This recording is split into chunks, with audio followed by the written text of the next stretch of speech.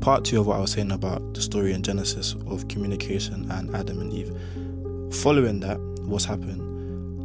God calls Adam and he says, "Where are you?" So he said, "I heard your voice in the garden. I was afraid because I was naked." Of course, now they've eaten from the fruit that they weren't. They've eaten the fruit from the tree they weren't supposed to eat of, and now they know that they're naked and whatnot. And he said, "Who told you that you were naked? Have you eaten from the tree of which I commanded you that you should not eat?" Then the man said, "The woman you gave to be with me, she gave me of the tree and I ate." And the Lord said to the woman, "What is this you have done?" The woman said, "The serpent deceived me and I ate." So the Lord God said to the serpent, "Because you have done this, da da da da da da da." To the woman he said, "I will," okay, da da da. And to Adam he said, "Because you have heeded the voice of your wife and have eaten from the tree of which I commanded you, saying you shall not eat of." So basically God's saying, because you listen to your wife instead of following my instruction, curse is the ground for your sake. Now, in this situation, I want you guys to ask yourself a question. Who's responsible?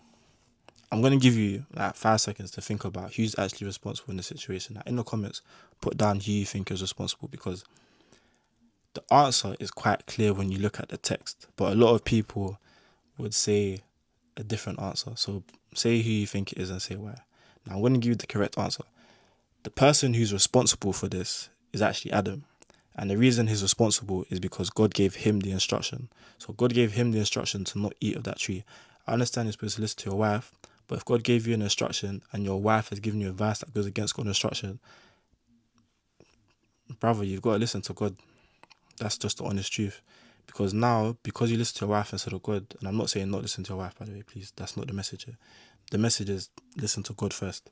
So because he didn't listen to God, now it's affected her and it's affected him. So his lack of being able to communicate the instruction God gave to him is the reason why they are now both suffering. So all it took was for him to give her the correct communication, the correct instruction with all the details that God had instructed him with, and actually step in the moment where the serpent was deceiving her, and all of this could have been avoided.